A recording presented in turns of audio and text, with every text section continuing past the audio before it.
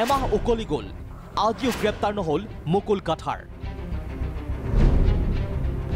ডিফুৰ ৰাজপথত নিশা মাৰাণাস্ত্ৰলৈ তাণ্ডৱ চলাইছিল এছিএছ বিষয়া মুকুল কাথাৰে কেৱল সেয়াই নহয় পত্নীৰ মহিলা আত্মীয়কৰ ৰাজপথত অপদস্থ ডিফু আৰক্ষী থানাত দুটা গোচৰ ৰুজু মহিলা আয়োগত দুটাকৈ গোচৰ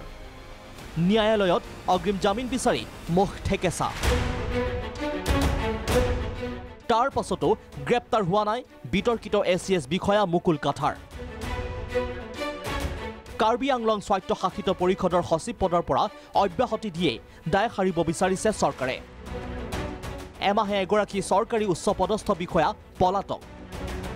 কিন্তু এতিয়ালৈকে চৰকাৰৰ বিভাগীয় মুৰব্বী নীৰৱ দৰ্শক বৰ্তমানেও নিলম্বিত হোৱা নাই বিষয়াগৰাকী মুকুল কাথাৰ কাণ্ড সন্দৰ্ভত কাৰ্বি আংলং পৰিষদে এক তদন্ত ঘোষণা কৰিছিল এসপ্তাহৰ ভিতৰত তদন্তৰ প্ৰতিবেদন দাখিলৰ নিৰ্দেশ দিয়া হৈছিল কিন্তু বাস্তৱত সকলো ফটুকাৰ ফেন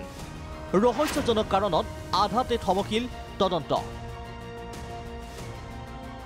এতিয়া প্ৰশ্ন হৈছে মুকুল কাথাৰক কোনে পৃষ্ঠপোষকতা কৰিছে কাৰ শক্তিৰে বলিয়ান মুকুল কাথাৰ চৰকাৰী ধন আত্মসাত কৰি নামে বেনামে সম্পত্তিৰ পাহাৰ গঢ়াৰ অভিযোগ মুকুল কাথাৰৰ বিৰুদ্ধে ধন আৰু ৰাজনৈতিক শক্তিৰে বলিয়ান মুকুল কাথাৰক সেয়ে হয়তো নাকি লগাব পৰা নাই চৰকাৰে এয়াই নেকি চৰকাৰৰ স্বচ্ছ আৰু নিকা প্ৰশাসনৰ প্ৰকৃত স্বৰূপ ব্যুৰ ৰিপৰ্ট প্ৰাগ নিউজ